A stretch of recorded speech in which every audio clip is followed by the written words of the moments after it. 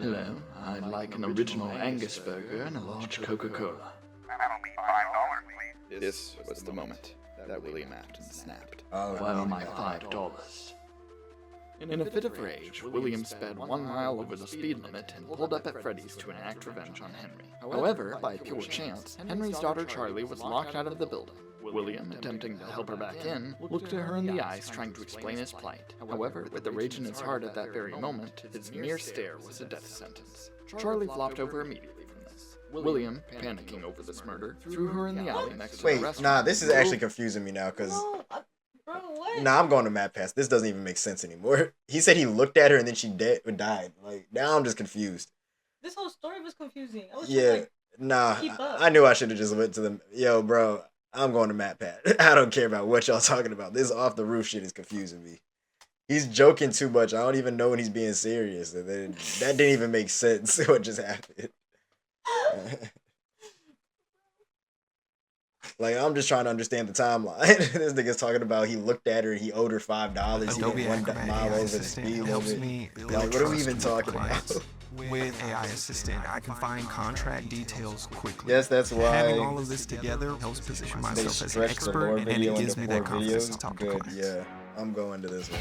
UFC 312. Yeah, they definitely did stretch into 4 videos. This one's just a 1 hour. Was the crying child. Afton coming back was actually a surprise, and Fazgoo wasn't a phrase I'd ever thought I'd have to utter. But since the last time I did something like this, we've had 3 more massive games, the death and revival of the Fnaf movie, and more robot. Did the Fnaf movie ever come out? I never watched it. It is exhausting trying to keep track of this whole franchise, which honestly is why I'm here today. The lore at this point is complicated. It is full of speculation and theory, so to hopefully make it a little easier for everyone and to give us all a baseline to talk about this franchise moving forward into the future, it's time to reveal my current working Fnaf timeline. But just before I do, I just want to explain a couple of things. First, this timeline is massive. Seriously, it is huge. This thing towers over any video project we have ever done on the channel. But when you look at the totality of this franchise, the story of Fnaf really boils down to the story of one man, William Afton. His successes, his failures, his rise becoming co-owner of one of the most successful restaurant franchises in the world, and his eventual fall to the monsters he helped to create, only to then be reborn in a new digital form later. So sit back, grab some popcorn, or your pitchforks if you're the type to get upset when I say something controversial, and make sure that you subscribe, since this is going to be a video that you're going to want to come back to a few times in order to fully dissect. Without any more waiting, I present to you the story of a loving, obsessive father who slowly descended into madness, and along the way discovered the secret to eternal life. Our story begins not in the 1980s, or even in the 1970s, but all the way back in the 1930s. It was the throes of the Great Depression, and people were in desperate need of cheap entertainment, especially in Utah, one of the states hit hardest, 4th highest unemployment in the nation, and full of transients. People looking for work in Salt Lake, finding none, and ultimately moving on to find their fortunes out in California. People were tired and they were hungry, but as they traveled, there was one thing that could lift their spirits: a simple roadside attraction called Fredbear's Singin' Show. The ads were plastered all over town, featuring an animated bear drawn in the popular pie-eyed cartoon style for characters at the time. He resembled cartoons like Mickey Mouse, Felix the Cat, Betty Boop. It immediately said that this, Fredbear's, was a place where you could bring the family. And the price, honestly, couldn't be beat. For 50 cents, you could get food and entertainment as you watched the local trained real-life dancing bear perform on stage. Normally, you only got to see dancing bears at large traveling circuses like Barnum and Bailey, where the tickets would go for about $1. That's $1 without food. But this was a smaller show, the type from the Vaughn brothers or the Robbins brothers, where tickets would sell for just a mere 50 cents. Watching that bear do tricks on stage brought a glimmer of joy at a time when so much was wrong with the world. The simple show would go on for years, bringing happiness to hundreds of travelers passing through looking for a quick meal. But it left a permanent impression on one little boy, capturing his imagination in a way that nothing else has. One little boy named Billy. That was his nickname at least, but his parents liked to call him William Afton. The bear could dance, could sing. For decades, William dreamed of recreating that moment of bringing a musical bear to life, but how? William was smart, without a doubt, and he had a keen mind for business, but he wasn't the most creative. How do you make a singing, dancing bear come to life? The best he could do was using rudimentary costumes. We know, based on the retro poster that was hidden in security breach, that at least at one point, Fredbear was an actual bear. Dancing bear shows were a real form of entertainment. The only problem is that, timing-wise, none of our main characters would be be the people in charge of that business in the 30s, and a series of pizza restaurants in the 80s without him just being extremely old. Best case scenario, if Afton's running the singing show when he's 18, that still puts him at nearly 70 when the first pizzeria opens and his murder spree begins. That just doesn't make a lot of logical sense because he doesn't become immortal until his first death in Springtrap. That's why I suspect that Fredbear's singing show was either a family business that Afton then carried on to a new generation, or something that he saw as a kid and just wanted to recreate when he grew up. William was inspired by the work of Walt Disney, who throughout the 50s and 60s was pioneering the use of mascot suits throughout his theme park. The big innovation? Suits with 5 fingers. This allowed the performers wearing the suits to use their natural arms and hands to interact with the guests, as opposed to the older models where the arms would just hang limply by their sides. Finally, with a simple mascot suit, he would be able to realize his childhood dream. He would be able to bring Fredbear to life. To appeal to the kids, and for copyright reasons, he changed Fredbear from a realistic brown animal to a cartoonish yellow bear with a purple hat and bow tie. But feeling like one character wasn't enough, he added another friend, a yellow rabbit with a purple vest and matching tie named Bonnie the Bunny. While Fredbear was certainly his first love, Bonnie was extra special because that was his. It was an original character that he had created from scratch. And I do mean scratch. William's hand-sewn costumes were rough, with seams and stitches visibly showing. It's a handcrafted suit. You can see the seams and everything. It even has 5 fingers for the performer's hands. It is very much not a Springtrap suit. This is something much more rudimentary. It came at a time before animatronics were a part of the story. That's why I suspect that it was actually the first, predating literally everything. It's also a suit that is very personal to Afton. He put his digital consciousness in that form. It's his personal avatar. It's the way that he sees himself. There's also a whole separate discussion to be had here about the habits and rituals of serial killers. So the fact that he's choosing to lure kids and kill them in this particular suit actually says a lot about his emotional attachment to it. So while Fredbear seems to have started as someone else's creation, Golden Bonnie was uniquely William's, giving him a personal connection. And that's not all. In this whole franchise, only one set of characters have themselves 5 fingers, the Nightmares. Even Golden Freddy, Fredbear was a 5-fingered wearable suit at one point in the story, as we see in this shot from the graphic novel, before he, like everyone else, was turned into an animatronic. This seems to imply that all of the main characters had similar wearable mascot outfits at least at one point in time, and that whoever is having the FNAF 4 nightmares, if they even are nightmares, saw those mascot suits specifically. Bonnie and Fredbear would perform on stage to small but enthusiastic crowds. Finally, he was able to deliver fantasy and fun to all the kids, delighting and inspiring them in the exact way that he had been delighted and inspired so many years ago. Afton, despite eventually falling to become the heartless serial killer and mad scientist that we know him as, began as someone with good intentions and a love of entertaining kids. He wanted to bring things to life from the very beginning, a theme that recurs a lot for him throughout the rest of the franchise. And things could have ended there. That could have been the end to his story. It could have been perfect had it not been for one thing. Other people saw the success of his idea and they wanted in. Enter Chica's Party World, a rival restaurant starring performing animal characters. His idea, except they did it better. William may have been the first, but obviously he wasn't the best. It hurt the prideful William Afton to admit it, but this restaurant was able to do the thing that he always wanted to do, make the animals actually come to life. All of the performers in this restaurant were robots, simple metal skeletons that were powered by battery packs, but all of them able to freely turn and talk and dance on their own, no human required. It was like magic that came from the mind of a brilliant creator named Henry Emily. This Henry, in some small way, Yeah, became able to harness. in the other viewers watching, they didn't even explain how they met. They just said 2 business partners.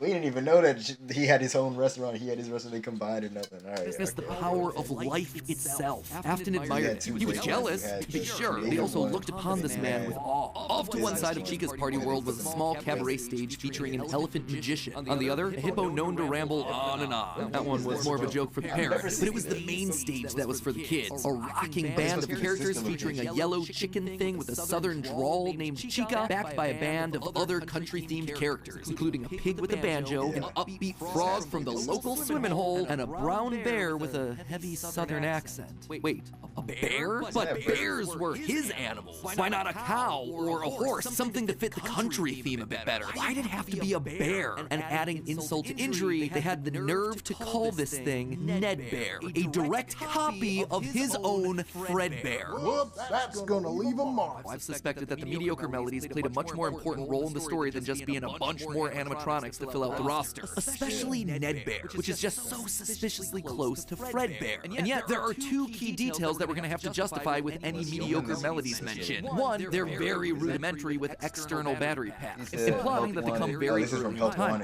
And two, we know that at minimum, Mr. Hippo does eventually become an official member of the extended Freddyverse. But if these things are supposed to be cheap, generic rip-offs, why would you be trying to rip off yourself? You wouldn't. You would be stealing someone else's ideas. So if Afton created Fredbear, there would have to be some rival franchise. The only other person who would likely be ripping him off? Henry. We've talked extensively about how the mediocre melodies are clearly Henry's design aesthetic. So it just has to be him. I don't think Henry's doing this maliciously. He doesn't strike me as the type. He was likely building the robots at the orders of someone else that was running a rival restaurant franchise. But that's enough motivation to start Afton down a path of jealous rivalry, but also begrudging admiration. As the Freddy Files Ultimate Edition says, it's important to revisit the beginning of Henry and William's relationship, so here you go. I think this is where it begins. Also, this is future Matt Pat here coming back to add this one in. Seems like the recently released character encyclopedia has backed up all of this speculation. I've had this timeline written for about a month now, but I've also been holding off a bit to see what wrenches this character encyclopedia might throw into it. And on this particular...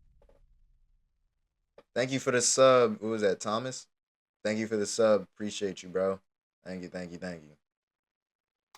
Point, I gotta say, it seems like we might actually have nailed it. They actively call out the suspicious similarities to the main Fredbear crew. Quote from one of the pages. Ned Bear looks like an imitation, altered just enough to avoid copyright issues. I don't know about you, but that seems to imply that we were right on the money. Knowing all of this, at one point the franchises had to have merged. That's really the only way that you get Mr. Hippo from the rival franchise's heart of the Fazbear crew. This also mirrors a lot of what happened in the real-life history of Chuck E. Cheese, with two rival restaurants, each with their own casts of characters merging to become one unified brand. Again, we've gone into that in detail with other videos, just wanted to remind you all of that here. But why would I call out the rival restaurant as being named Chica's Party World? Few things, actually. First, we know for a fact that a location named Chica's Party World exists. It is mentioned in the source code teasing sister location, so it is out there somewhere and doesn't fit cleanly anywhere. Second, in the story of the Puppet Carver, Chica is very explicitly looped in with the book versions of Pig Patch and Ned Bear, implying that she started as a mediocre melody. Thirdly, her design just fits better with the theme of down-home country animals with southern accents playing the banjo and eating with bibs. And with her being the headliner of the show with her name on the restaurant, it would make sense then that when the restaurants merged, she was the one that was added to the main cast of characters while all the other mediocres faded away. It's also why when Freddy's closes after William's killing spree, she's the one to branch back off into her old franchise and is therefore missing in sister location. A detail that's bothered me for years at this point. It might also explain why William decided to stuff his first...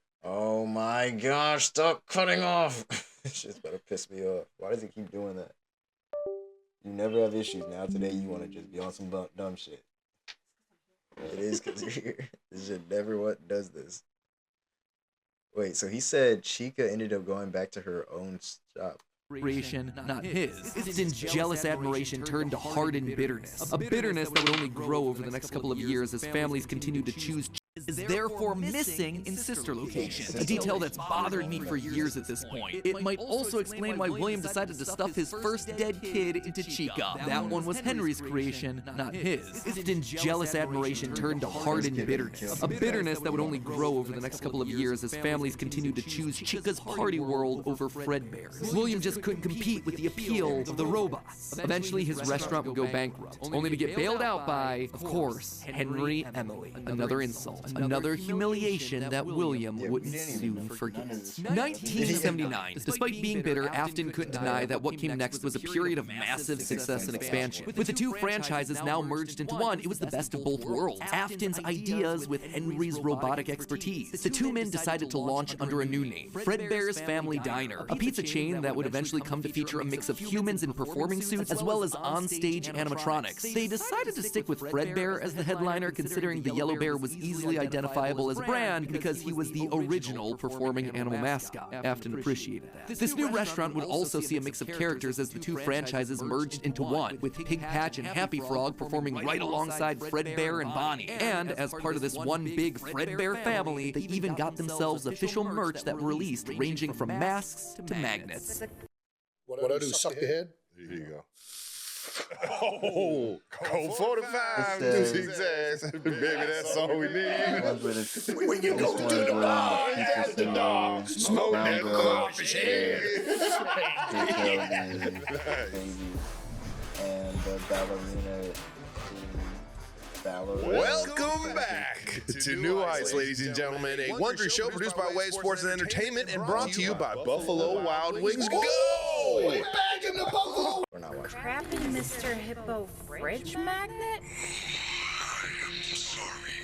That said, not all the characters were winners. The reception to some characters was just mediocre, so they faded away into the dumpster, storage units, and retro budget tech stores of lost nostalgia, waiting for their chance to step back into the limelight if and when a headliner went out of commission. Others, though, would fare much better, like a new Pirate Fox, as well as a blue guitar-playing variant of the yellow Bonnie Bunny. Ultimately, the franchise would get so big, it would spawn its own cartoon show, Fredbear and Friends. Business was booming. In the end, Fredbear and Bonnie's popularity would be so strong that they would be able to support the Fredbear's Family Diner franchise all on their own, while also spinning off a new sister location dedicated to their friends. In 1983, Freddy Fazbear's Pizza launched, giving a dedicated home to all this new supporting cast of characters: Chica the Chicken, Bonnie the Blue Bunny, Foxy the Pirate, and of course the headliner, a brown Freddy Fazbear. Business was good, and Afton was happy, mostly. It did bother him that the one original character that he created, the one that he himself played, Golden Bonnie, got passed over for inclusion in that cartoon show. The only character in the roster of regulars to get ignored for the show, but other than that, things were going smoothly. He had himself a wife, 2 sons, a daughter, he had a thriving business, and best of all, he was able to learn the craft of robotics from the man that he both loved and hated, Henry. Together, they were constantly pushing the limits of what these characters could do. Because it was quick and easy, new characters introduced into the roster would be given a simple hand-sewn suit with 5 fingers that any performer could wear. Eventually, Henry would design one of his signature animatronics for that character, utilizing a divided mouth with either a hinged or sliding jaw design. This was the first generation of animatronics.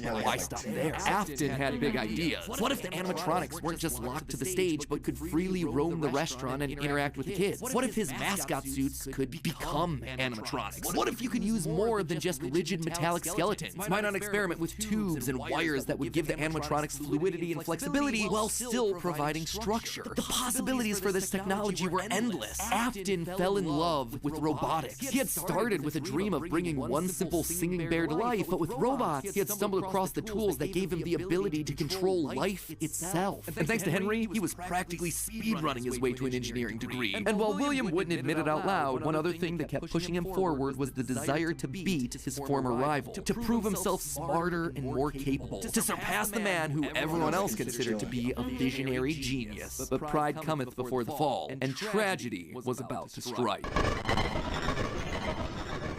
1983, business was booming with 2 whole restaurant franchises running, Fredbear's Family Diner and the newly opened Freddy Fazbear's Pizza. Together, William and Henry had been able to take the hybrid suit idea and make it into a reality. They called their new invention the Springlock suit, and fittingly enough, it was symbolic of the partnership between these 2 men, a human suit as designed by William that could become a freestanding Henry-style robot. But because it was still new tech with kinks to work out, the rollout was limited, restricted only to the Fredbear's Family Diner location. All of this meant that William was busier than ever. He didn't have time to be a full-time parent, so he designed a nanny cam system where cameras and speakers were hidden throughout the neighborhood, as well as in his youngest son's favorite toy, Psychic Friend Fredbear. I mean, plushy Fredbear. But since cameras just weren't enough to raise a kid, he also left childcare duties to his eldest son, Michael. There was just one problem with that. Michael was far from the best babysitter. He tormented his younger brother by jump-scaring him with a Foxy mask and constantly left him behind. William watched all of it from his cameras, kids kids would be kids. Tomorrow was another day, after all. Except Michael's torment didn't stop. Bitter, angry thoughts would run through Michael's mind. Why did he have to be the one to take care of this whining crybaby all the time? It just wasn't fair. It was time that he got even with his brother by playing the ultimate prank. A prank that just so happened to be on this crying child's birthday. He and his friends would take his scared little brother and make him do the one thing that he was terrified of doing, getting close to the animatronics. That would be embarrassing for the kid that was such an embarrassment. Like another video, and he was like, he had the thing bite his head, but it was like plastic teeth and all that, and it was a joke. I think that was just some bullshit. I think he actually did get his head bitten right here. This is the actual incident. His brother squirmed, screamed, kicked, and fought, but just as they were putting that small, squirming boy up to Fredbear's lips, the mouth snapped shut. The sensitive spring locks inside the body had been triggered by the boy's movements. They'd immediately clamped down. The wriggling stopped. The boy went limp, but it was just a prank. It was meant to be funny. The boy was taken to the hospital and was immediately given an IV. Flowers and pills filled the nightstand next to his hospital bed, but the damage was too severe. He couldn't recover. As the younger brother's consciousness began to fade, he could hear Michael's last words, a small and flimsy apology. But his father, Williams, through the voice of the Fredbear plush, were a firm and committed promise to a dying son. You're broken. I will put you back together. This would not be the end. No matter what, Williams' son would live again. It would just take time. Time that, right now, he just didn't have. His young son's heart flatlined. The boy faded into the inky unknown of the afterlife. In the aftermath of the tragedy, changes started happening around the restaurants. Kids were now required to wear security wristbands to prevent anyone from getting outside without parental permission. Any kid who approached the exit without permission would have to answer to the security puppet, a marionette on strings that could fly around on rails across the restaurant to stop kids in their tracks. It was Williams' idea, inspired by Michael constantly leaving the restaurant without his brother. In the wake of Fredbear's spring lock failure, all the hybrid suits were getting retired, locked away at the nearby Freddy Fazbear location. It was yet another tough pill to swallow after all the hard work that he and Henry had put into that. William would eventually bury the boy's small body in a remote location out in the woods right alongside his drive into an Springtrap suits were the ones that got the kid killed. He put him in Golden Freddy's mouth, which killed him. And Springtrap was basically the same way, because later on, it didn't happen yet, but Springtrap basically crushed the other dude's body. So I'm assuming they just knew the Springtrap suits were all like damaged, so that's why they closed the location. That's in Fnaf 3. That's why they closed it, because they was like, they're just too dangerous, and they got the kid, his head killed, and like bitten off and killed and stuff. So that means that one closed, and that's when the first game was like the only open location. Out of work every day. The death of this little boy sent the family spiraling. His wife, crippled with grief, was so distraught that all she could do was sit and watch TV. But his son, Michael, was far worse. Complaining of seeing hallucinations of a golden bear standing outside of his window. The boy was so racked with guilt that he was convinced that he was being haunted by the ghost of his brother stuck inside the suit that took his life. The suit's three-toed feet digging into the wet earth. The words, "It's me," ringing through Michael's ears. Some nights, Michael would even go so far as to break out of his room to check. Really is the purple guy in the security room. I don't know if you remember when we were playing in the first game, like by night 4 or night 5, you just see a bunch of like shadowy figures and it just kept saying, "It's me, it's me, it's me." That's because he's getting haunted still, even as an adult. He's getting haunted by his little brother still, saying, "It's me." I get it now.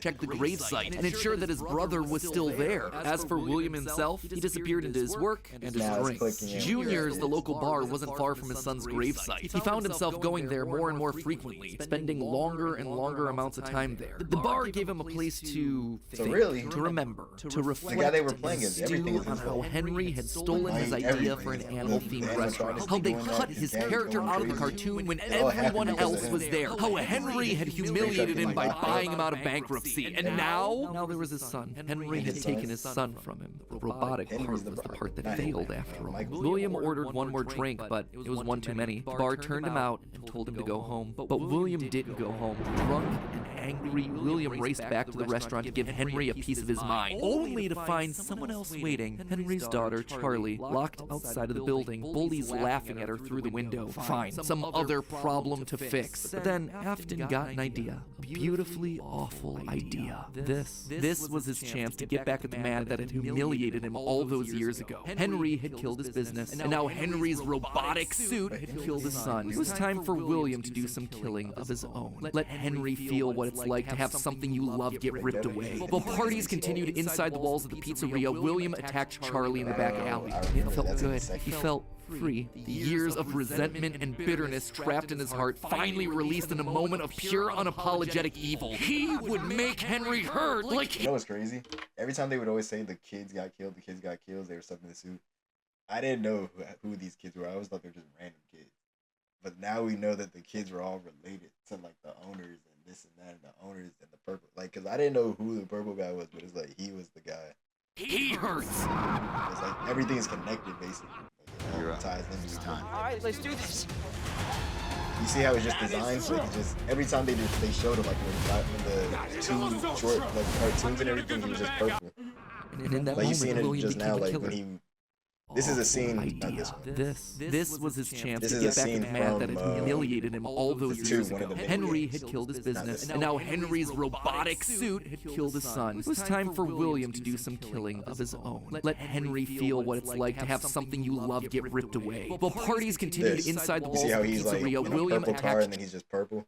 So every time we would see this in the second game, mini games, he was just a purple man who was just killing the kids, and we was like, okay, that's the purple guy. That's just what his name became. But I guess they gave Charlie in the back alley. It felt good. He felt free. The years of resentment and bitterness trapped in his heart finally released in a moment of pure unapologetic evil. He would make Henry hurt like he hurts.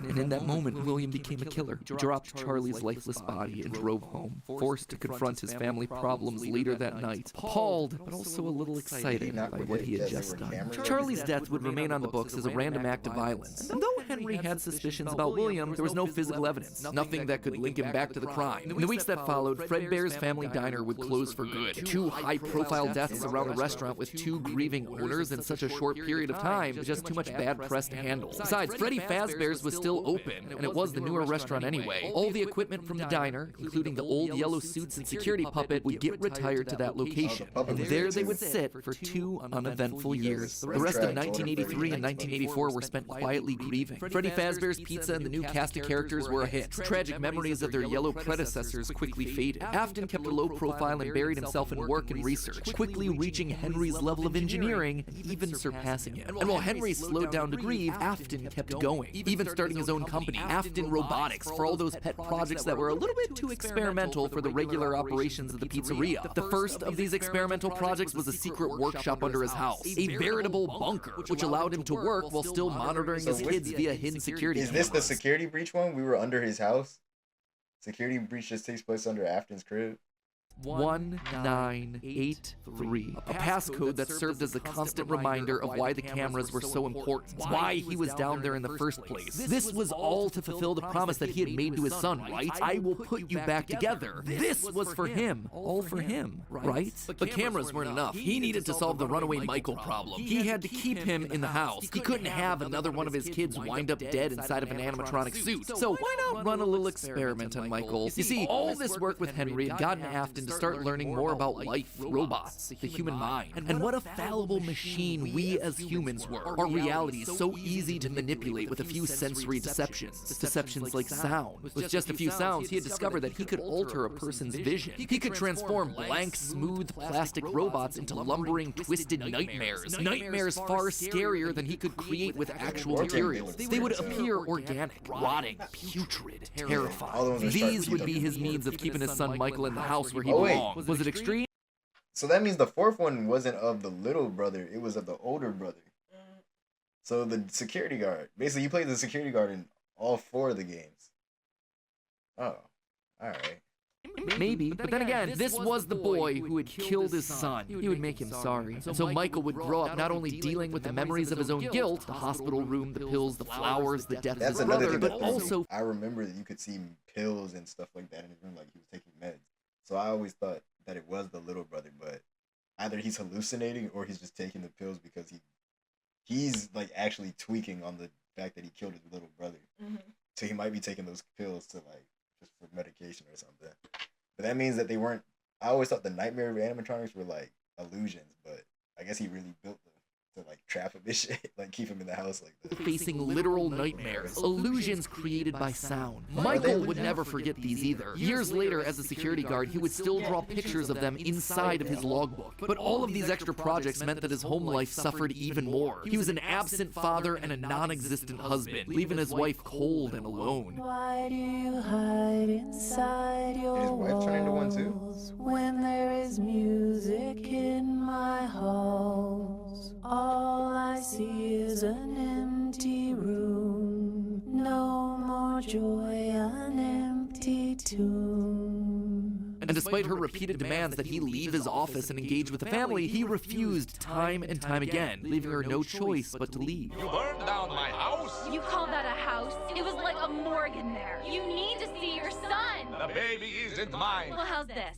I'm keeping the diamond ring. And through it all, there was one lingering feeling. William wasn't done. He had gotten a taste of what it felt like to be unleashed, what it felt like to be free. Charlie's murder had unlocked something in him, and he wanted more. June 26th, 1985, putting on the golden Bonnie suit, he lured children one by one to the back room of the pizzeria when no one was looking. At first, he was cautious. He would lure them with promises of cake and cookies. He told them that their dog had died. He would ask for help with homework. Susie was the first. You never truly forget your first.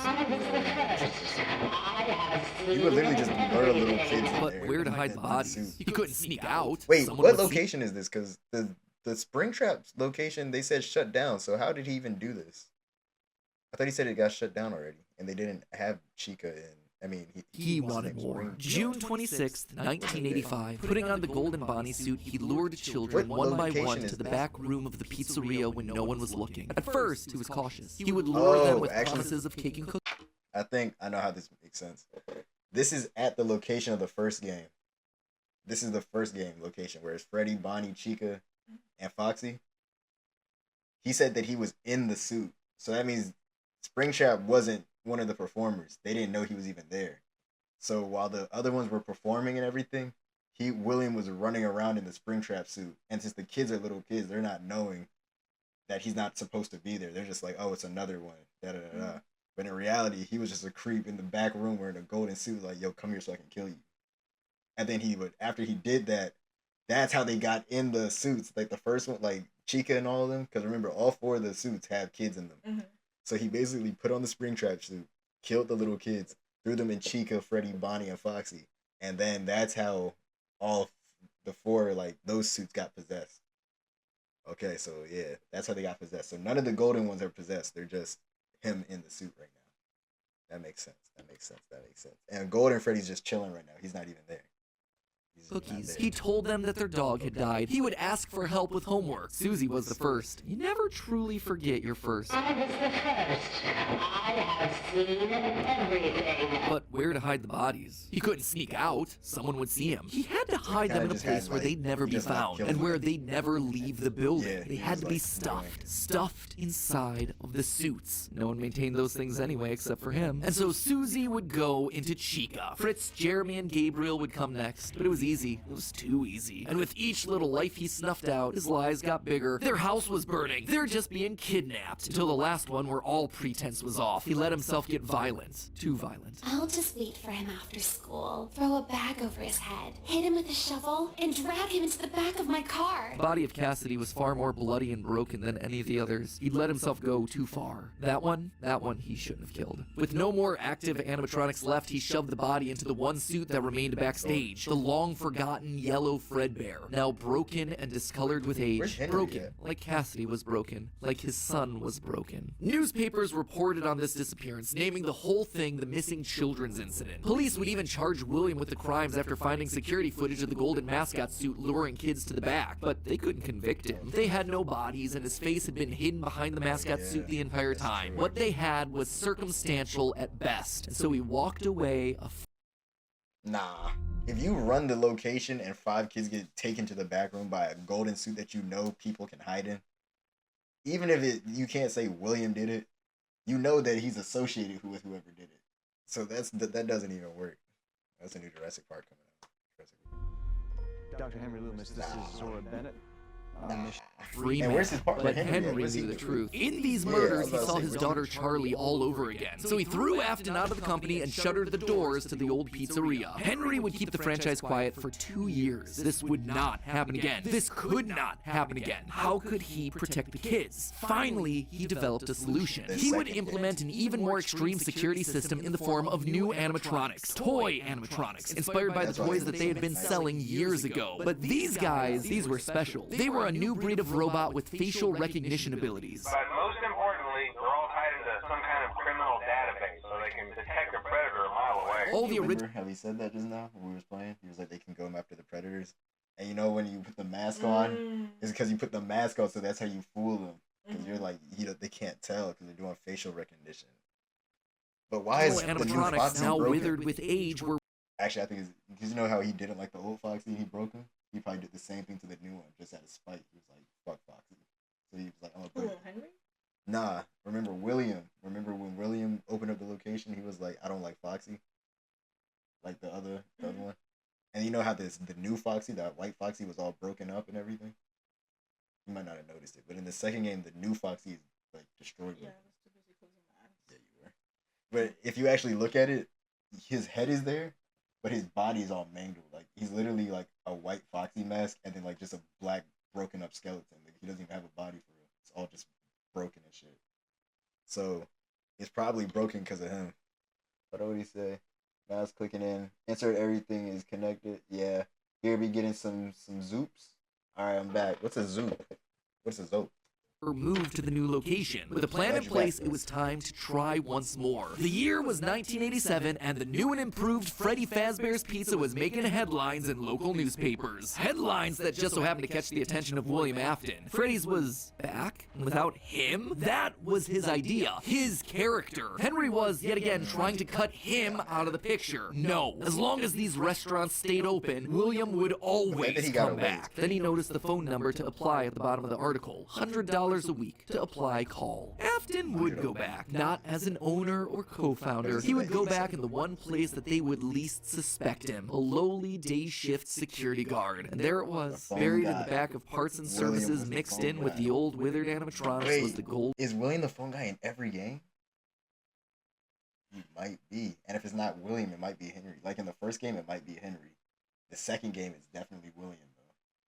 Rabbits. With the yellow security badge still on his chest, he used his crank to pull open the spring locks. It was time for Bonnie to give an encore performance. Someone used one of the suits. We had a spare in the back, a yellow one. Someone used it. Now none of them are acting right. From what I understand, the building's on lockdown. No one is allowed in or out, especially concerning any previous employees. When we get it all sorted out, we may move you to the day shift. Our position just became available. 1987, 5 more kids. He didn't know what felt better, getting back into the suit after 2 long years of waiting, or knowing how devastating this would be to Henry the next morning. He didn't even try to hide his crime this time, just meant more blood on Henry's hands. He'd failed to protect the kids again. The restaurant had only been open for a few weeks, but William was sure that this would get it to close. Good, if he couldn't have Freddy's, no one would. Whenever a new pizzeria opened, he would be there. But as he sat in his bunker, something else started to linger in William's mind. He had seen something strange. The old withered animatronics, they had been wandering around the building, spurred on by the puppet. It was almost like those old robots were trying to save the kids. Save them? They couldn't, obviously, but still, how were they moving? It was almost like they had been given life somehow. Did he have something to do with that? The following day, the news would report a security guard getting bitten by one of the animatronics during the day shift. Was that bite meant for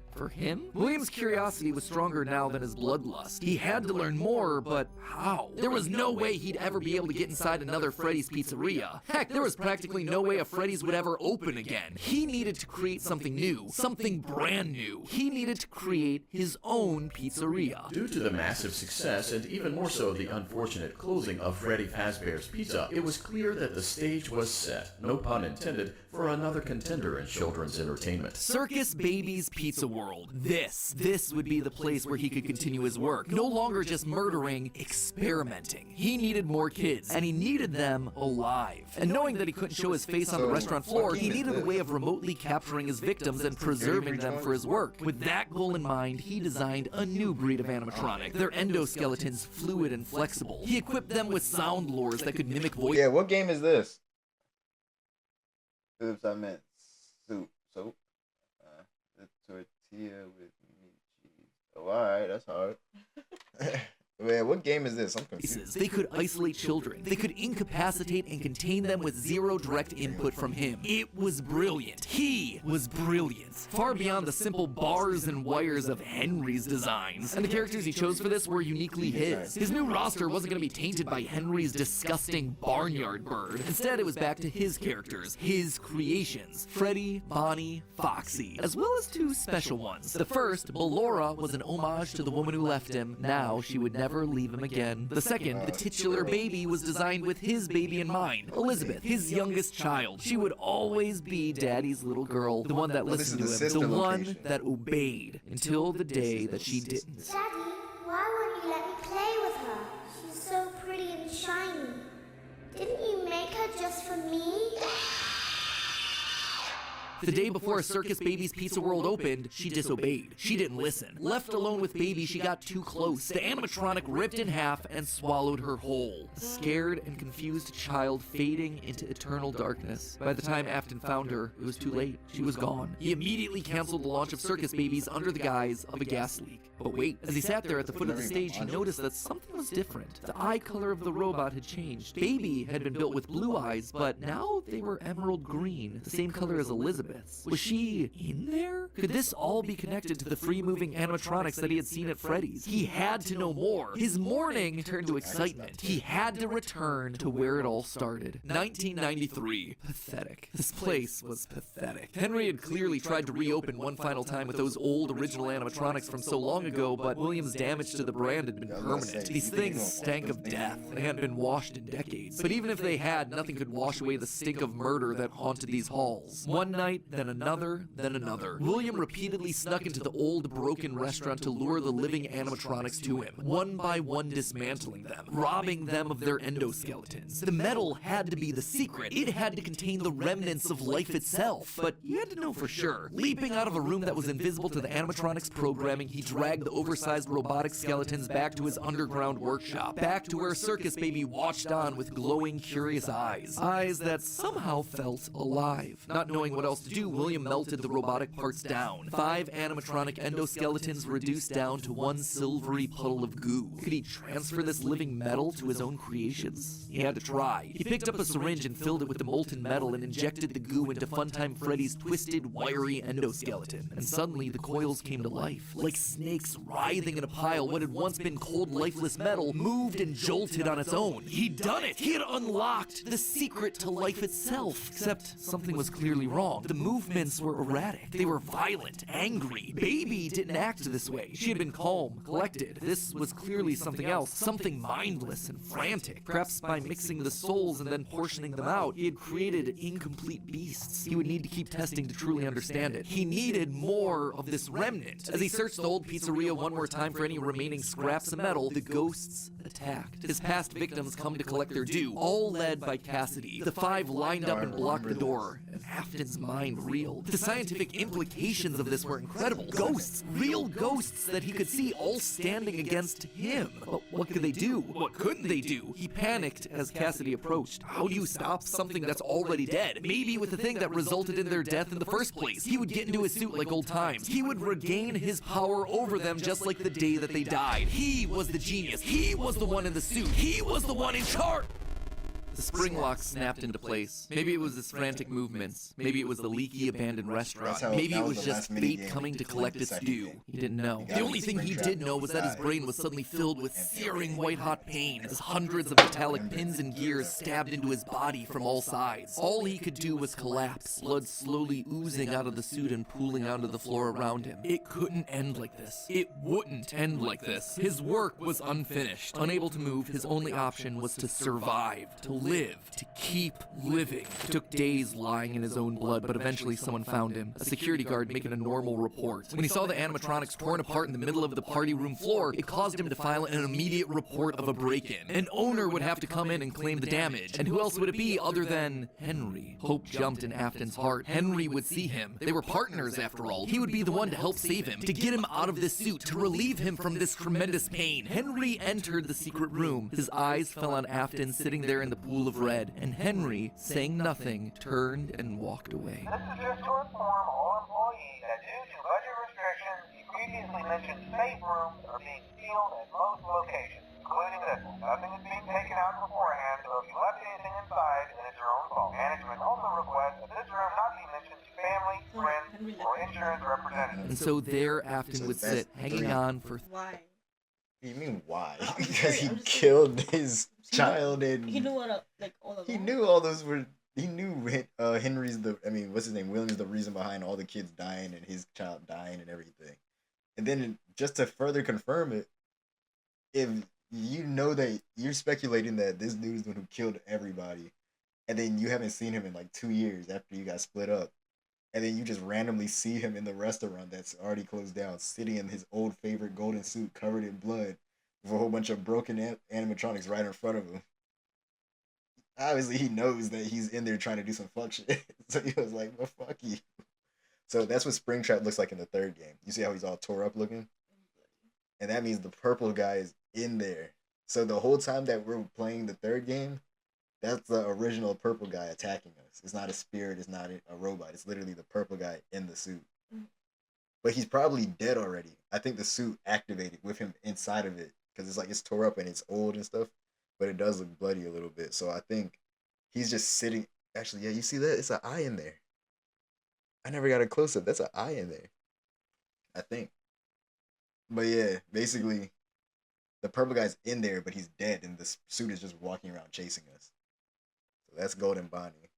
Okay. So 1, 2, 3, and 4 all make sense, and so does the sister location. 30 years, trapped behind the walls with an iron will that refused to die. Most of this is things that we already knew, stuff that's been established and reestablished time and time again by the games. That said, there are two things that I absolutely have to address. The first and biggest is the placement of sister location, or more specifically, Elizabeth's death. To me, evidence in game seems to suggest that it was meant to come before the crying child's death in 1983. The biggest clue to this is that the crying child saw something. Remember what you saw is the phrase that's repeated over and over again by psychic friend Fredbear, aka William Afton speaking through a walkie-talkie in the Fredbear plushie's stomach. But what did he see? Well, I think we can tell based on how the nightmare animatronics are visualized. They have mouths in their stomachs, just like Baby ripping in half at the waist to swallow a kid. There's also the empty girl's room, one presumably left behind by a dead sister. And lastly, it explains why he's scared, and more specifically why Afton wants him scared. He needs his kids to stay away from the animatronics. He doesn't want them getting too close because the last time one of his kids got too close to a robot, his daughter died. That's then why he sets up the nightmares, to scare both Mike and the crying child away from the animatronics. They said that all that shit got shut down and started all that crazy shit because he was the first one who got killed. So how is she dead now? That doesn't even make sense. From that point forward. That's why books like the Character Encyclopedia outright suggest that we play as the crying child in FNAF 4. That's why he has a nanny cam following the crying child everywhere, so he can keep tabs on his kids when they're out of his sight. He can't let another Elizabeth situation happen. The death of Elizabeth also gives William Afton extra motivation for killing. He's a grieving father. His daughter was taken away from him, so Charlie should die as well. He's lashing out at the world after losing his kids. And again, we know that at least one of his children had to have died prior to Charlie's death, based on the mound of dirt that we see in Midnight Motorist. It also allows Circus Babies to open and close earlier in the timeline, which is how you wind up with Funtime Foxy appearing as Mangle in the FNAF 2 location. Basically, Elizabeth dying first has everything it needs to die as well. He's lashing out at the world after losing his kids. And again, we know that at least one of his children had to have died prior to Charlie's death, based on the mound of dirt that we see in Midnight Motorist. It also allows Circus Babies to open and close earlier in the timeline, which is how you wind up with Funtime Fox. So, I've never seen this one, but they showed her in one of the newer games. So she comes in either 5, 6, or 7. That's the new Foxy. This is the Foxy from the second game. The one that's all broken and shit. You see how she doesn't have her suit? She just has the head, and there's a second head. I don't know what that's about. But I guess she was a part of that sister location. So the sister location, remember they said it was about to open and got shut down before it even went live or anything? So the sister location must have been created, all that happened after the first game. So it was the first game, then the sister location. But since the sister location never got to take off because it shut down before the day one. Exactly. so it never happened. So then right after that happened, they went straight to the second game. What's up, bruh? Welcome to the channel. Yep, his corpse is in there. Like I say, when the lore breaks between main timeline games, side games, books, and movies, it's muddy. Yeah, I know the full lore. Shit, I'm trying to figure it out right now. Please let me tell you. I mean, you can. We just watching it right now, though. So what's the side games? What's the main timeline and what's the side games? Because I know 1, 2, 3, and 4 are definitely main timeline. 5 is probably main timeline. But what about 6 and 7 and whatever else? Security breach. Angle in the Fnaf 2 location. Basically, Elizabeth dying first has everything it needs to fit, except for the most important thing, the murder weapon. Why would Afton be building an animatronic with a giant claw in its stomach so early in the timeline? At this point, he just has no motive. It just doesn't make sense prior to 1983. At this point in the story, he hasn't killed anyone, and we know for a fact that the missing children's incident is 1985. So Elizabeth's death coming before any of those events just doesn't work, hence why I placed it where I did in the narrative timeline. Afton's death here is also a bit tricky. We know that he returned to the FNAF 1 location to break down the original animatronics in order to harvest their remnant. We know that he melts down 5 things to become one thing. Candy Cadet makes that very clear. So the 5 things are the 5 endoskeletons from the various animatronics. That would be totally fine if it weren't for one huge problem. On his 5th visit to the pizzeria, Afton gets spring locked. So either the 5 becoming 1 starts in 1993, but then finishes 30 years later when he reemerges from the wall to add the last endoskeleton to his pile, or he's had himself some reason to return to the original location after harvesting all the stuff that he can. It's not ideal, but it's the one angle that makes the most sense. William still wasn't back. Check out the newest strength equipment at Planet Fitness. Join the club today. Save $28 or more when you join for just $1 down, $15 Don't miss out on this limited time offer. $1 down, $15 a month. Deal ends February 13th. Weird. Michael knew his father sometimes traveled for work, disappearing for days on end, but usually there was some sort of notice. What's it called? The filter. Alright, I'm gonna keep watching, y'all. I'm curious. I'm curious. A phone call, a post-it. You don't want to get water? I mean, you can get that too. So 4215. It's 421536 is the game timeline. How is 2 before 1? The animatronics are broken in 2. So how the hell is 2 before 1? 2 is not like before Michael and his 1, father bro. were close, far from it. But as a household of 2 4 is the suffering first, men that makes coping with sense. years of tragedy and loss, there was at least some elements 2 of has to communication be between the after 2 the of them. first They were game. united by a name and One's a from the shared first pain. game, This time, though, ends things felt the second different. game. William had left nothing. His absence was longer. There were no check-ins, no updates, just silence. Something had happened. If there was one thing Michael knew about his father, it was that he had contingencies, safety checks, backup plans. His father was a careful and guarded man. He held his cards close to his chest, and as such, William had prepared him in the event that something like this ever happened. Normally, his father kept his home office locked, but in the event of an unexpected, prolonged absence, Michael had been instructed to enter his father's office and look behind an empty set of shelves mounted in the corner of the room. Rolling his eyes, Michael entered the office. Never fully understood how William was able to spend so many hours of his days locked up in here. There was just nothing to do. Most of this place was empty. He dragged himself over to the shelf in the corner, expecting to find an emergency contact list, a family safety deposit box. But what he actually found there was completely unexpected. Father, it's me, Michael. I did it. I found it. It was right where you said it would be. The shelf swung open and revealed a giant industrial elevator, one that led straight down into an underground bunker. But that was impossible. Hidden inside his childhood home was a secret entrance to an enormous underground science lair? It didn't make any sense. Seriously, it didn't make any sense. And yet here it was, mapped directly underneath the floor plan of the house that he'd grown up in, lost his brother in, been tortured in. Michael thought that he'd known his father.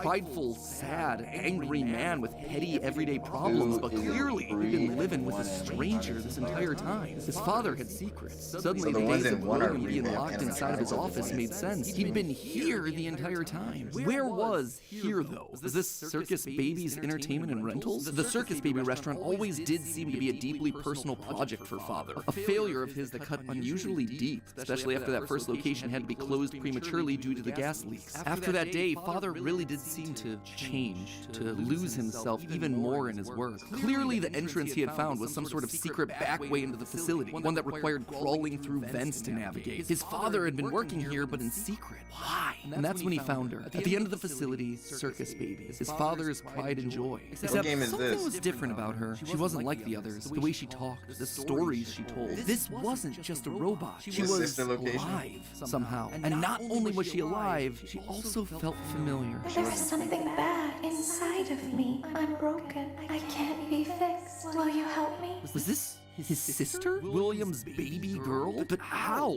Why? What was this place? He dug around some old files and found blueprints outlining the features of these animatronics. Storage containers, voice mimicking, parental tracking. And was that a child in Freddy's stomach? Was his father collecting and experimenting on kids? Were all the rumors that he'd heard throughout his past actually true? That the animatronics came to life at night? That there were murders done in all the pizzerias? That his father had somehow been the prime suspect in all of it? Suddenly, Michael's mind flashed back to his persistent nightmares throughout his childhood. Had he been experimented on too? Tears stung in his eyes as anger, fear, and confusion filled his body. His father's secrets were pouring out. William wasn't just a lame, overworked father. He was a monster, toying with life itself. Suddenly, everything clicked. He frantically looked around the room, blinking human heads on poles staring back at him. Green eyes, his sister. Blue eyes, his brother. Closed eyes, his mom. All just staring expectantly. These were meant to be human. William was working down here trying to make believable humans, literally rebuilding the family that they had both lost. The small little girl robots with their British accents roaming the hallways of this underground facility suddenly took on a whole new context. What the hell is that thing? Oh, is that where Balloon Boy came from? Were those meant to be his sister? A replacement for her? A clone? Was William building clones of his sister? They seemed to know him, after all, to react to his presence. They were all there. They didn't recognize me at first, but then they thought I was you. He always did have a bit of a resemblance to his father. Michael's mind reeled as the reality of his world crumbled to dust. No, he had to get them out of there. If this really was his sister, heck, if any of these things were human, souls, whatever remnant of the humans that they once were, they needed to be rescued. They always put us back inside. There's nowhere for us to hide here. Led by the voice of Circus Baby, he marched through the now empty halls of the Funtime Auditorium. He would lead them. He would protect them. And finally, he would be able to forgive himself for the killing of his brother so many years. What happened? You are in the scooping room now. The scooper only hurts for a moment. Scooper? That violent extraction arm? Michael had seen that one in the pile of blueprints. Something about heat rendering the magical silver metal inside useless. In reality, prior to getting himself spring-locked and put behind the wall, William's methods had become increasingly sophisticated. With a mechanized Says the OG ones were destroyed by Afflin in the Follow Me mini game. Yes. Bitty Baby. And yes, that's the early Balloon Boy. So Bitty Baby was the original Balloon Boy, and that's supposed to be his little brother. Okay. arm that could infuse new bodies with the soul. William could finally give and take away life. The only thing he needed were the bodies. But William wasn't the only one looking for bodies, as Michael was about to learn. But if we looked like you, then we could hide. If we looked like you, then we would have somewhere to go. Michael was going to be the hero to help these animatronics, all right. He was going to help the haunted tubes and wires of these animatronics escape, just not the way that he anticipated. His sister had lied to him, another game of pretend. The scooper plowed forward, digging its extraction arm into his body. As he heard his bones ripping through his flesh, Michael blacked out.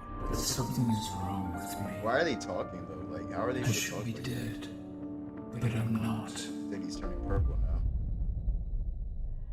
For the next several months, Michael's life was not his own. He was forced to comply with the tangle of wires and spirits that lived inside of him. His body felt like an overfilled balloon begging to burst as day by day, week by week, his flesh began to sag and So basically, the animatronics, not the original kids, but his family animatronics that were down there, like his sister and them, they basically went inside of him and possessed his human body.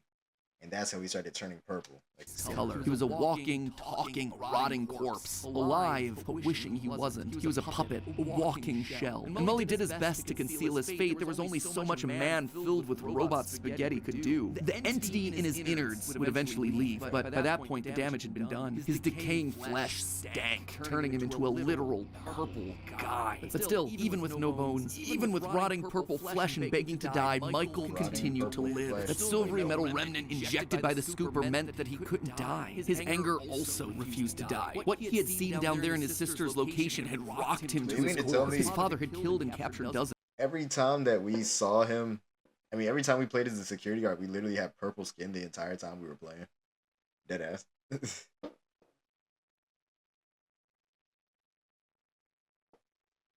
Enrid is in him? Who is Enrid? Voice lines from SB. Yes. His experiments had killed his sister and then tortured him throughout all his childhood. He was actively trying to build human replicants. He didn't know where his father was, but Michael knew that he was out there somewhere. Somehow he survived even as contract. There's only one thing left for me to do now. I'm going to come find you.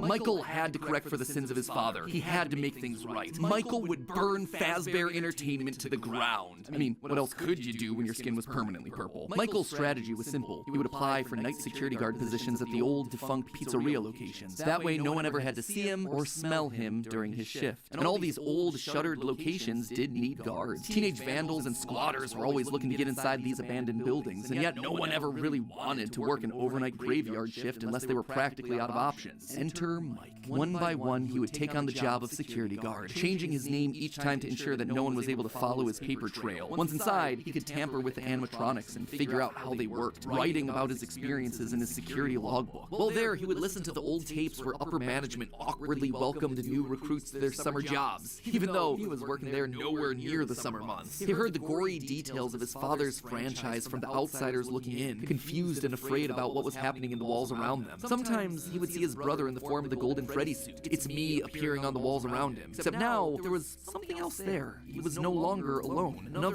So now we know who the phone guy is. It's just random guys they were just looking at. It's not actually, okay, they're not killers or anything. Angrier presence was also in the suit, as if two spirits were forced to share the same body. And Golden Freddy would attack him now. It was aggressive. Its vengeance wanted to lash out at anyone with the Afton name, anyone who wore a security guard outfit. Over time, Mike worked his way through the old restaurants, the original pizzeria, the bigger, better Freddy Fazbear's. He spent weeks there looking for clues as to his father's whereabouts. And each time at the end of his week's shift, he would then set the location on fire. Remnant can't survive high temperatures after all. So burning away whatever spirit-laden animatronics that still existed. Location, work his 1 week shift, then burn the location down, looking for his father. Got you. Inside seemed like a winning strategy. All this revisiting of his past, though, was causing the nightmares to begin again. Hallucinations that brought him back to his childhood. The guilt around killing his brother. His dreams were oddly mixed with the shrill phone calls of the security guards. But it would all be worth it in the end. The goal was to eventually stumble across the one location, the one job that would finally reunite him with his father. Little did Mike know that day would come sooner than he expected. 2023, an advertisement came across Mike's TV. Fazbear Frights, a new horror attraction inspired by the awful crimes that occurred around Freddy Fazbear's Pizza so many years ago. It made Mike sick. People looking to make a quick buck off the tragedy of others, off his own family. This wasn't a joke or entertainment. Regardless, he had to be a part of it. If this team was combing through his family's history, they might stumble across something that could be useful. And if his father was truly still alive as he suspected, there would be no way that he wouldn't show up here. Maybe finally this could be the final chapter in his family's marathon of tragedy. Mike applied for the job and was immediately handed the keys. Years of doing this had taught him that security guards rarely received thorough security checks. They also liked how creepy Mike looked. They thought it was a costume, on theme for the job. What little they knew. Hey, glad you came back for another night. I promise you'll be a lot more interested. Creepy Mike looked.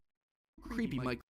Family. This wasn't a joke or entertainment. Regardless, he had to be a part of it. If this team was combing through his family's history, they might stumble across something that could be useful. And if his father was truly still alive as he suspected, there would be no way that he wouldn't show up here. Maybe finally this could be the final chapter in his family's marathon of tragedy. Mike applied for the job and was immediately handed the keys. Years of doing this had taught him that security guards rarely received thorough security checks. They also liked how creepy Mike looked. They thought it was a costume, on theme for the job. What little they knew. Hey, glad you came back for another night.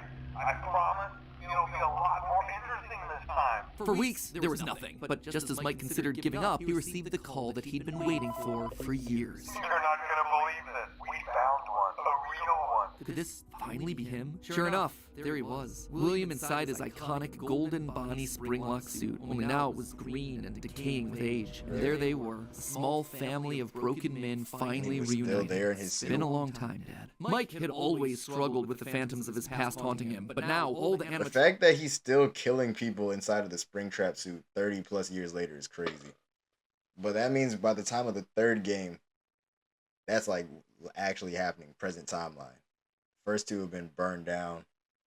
The fourth one, he already had his hallucinations. He burned down 1, 2. Wait, no. So the fourth game, when he had his hallucinations, happened already. 2 happened and he burned it down. 1 happened, he burned it down. 5 happened, he burned it down. And now it's 3. So he went through all of that already. Okay, cool. Got you.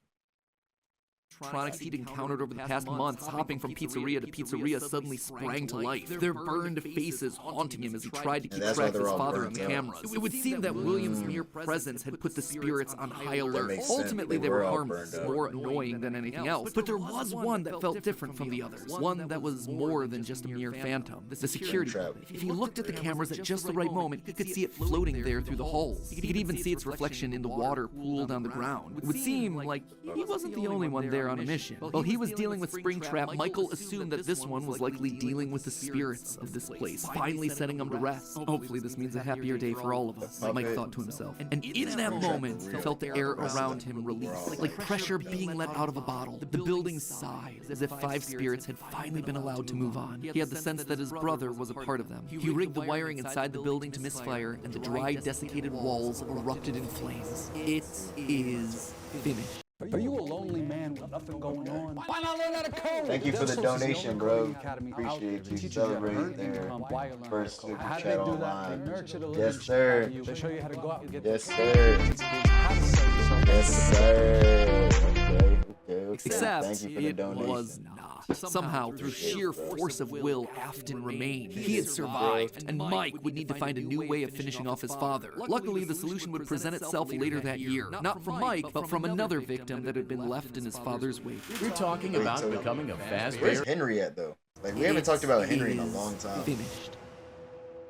So you burned Except Dad? it was You burned William? somehow through sheer force of will, Afton remained. He had survived, and Mike would need to find a new way of finishing off his father. Luckily, the solution would present itself later that year. Not from Mike, but from another victim that had been left in his father's wake. We're talking about becoming a Fazbear Entertainment franchisee. Restaurant ownership and management. Something almost anyone can do with a limited degree of success. You are now the face of the newly rebranded Freddy Fazbear's Pizza. Fazbear Entertainment as a brand had been closed for years. William had been stuck in a suit and a wall. The only person who legally could bring the franchise back was Henry, but he'd largely pulled out of the franchise around the time of his father's disappearance. Something was up. Surely this had to be some kind of a trick, right? Mike, doing what he did best, applied for a franchise and immediately got the job. There was just one thing out of the ordinary. Paragraph 4. If you are playing this tape, that means that not only have you been checking outside at the end of every shift, as you were instructed to do, but also that you have found something that meets the criteria of your special obligations under paragraph 4. No employment contract he'd ever signed required him to keep special lookout for independently moving animatronics outside the restaurant. Now he knew something was up here. Henry was luring them all back. Rather than trying to go to them, like Mike had done for years, Henry was doing the opposite. He was putting them all under the same roof. He was finishing them off for good. Mike knew this wasn't meant to be a restaurant. It was meant to be a prison,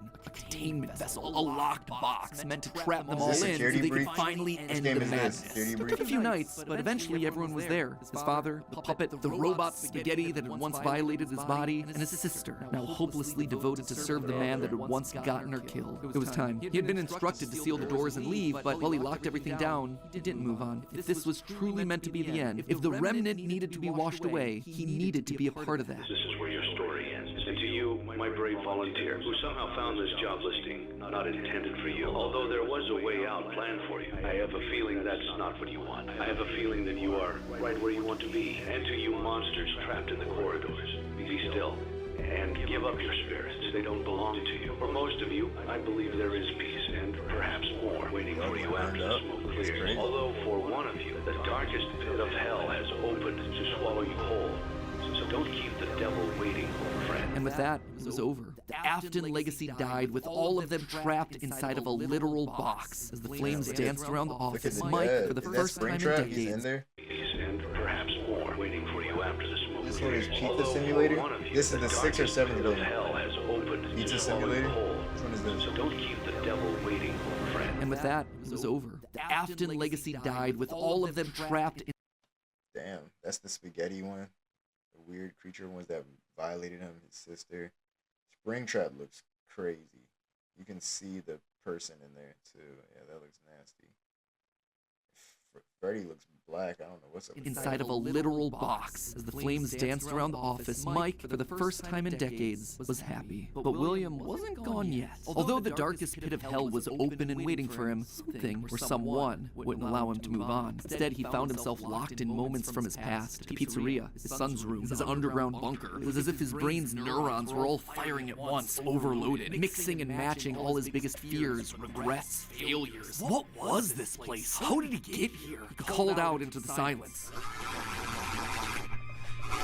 Is this the one that was on VR? Then they started coming. Without warning, animatronics, both new and old, began to jump out at him, bite him, rip him limb from limb. But the pain was immeasurable. Make it stop! Make it stop! William, for the first time, longed for death, an end to this torture. Just as it felt like he couldn't take it anymore, everything was quiet again. It was as if the world had been reset. There was a brief moment of quiet, and then the onslaught began again. Dozens of faces from his past all focused on him. A waking nightmare that he couldn't escape from. More pain, more ripping. It was his own personal hell, but why? Why couldn't he just die? And then he saw them, a group of characters he never thought he'd see again. Those janky, stolen characters that had started everything. The mediocre melodies. It had all started. We haven't heard from them since the beginning of the whole game. I mean, video. The Black Freddy was designed to capture the puppet so it could burn in the trap. This game is free on PC. Oh, really? Free on PC? Okay. They showed up. Once Henry Only had on made PC?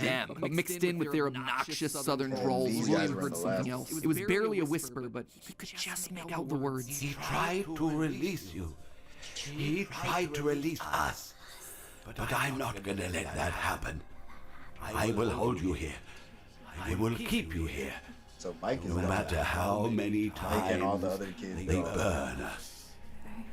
That voice. He knew that voice, but from where?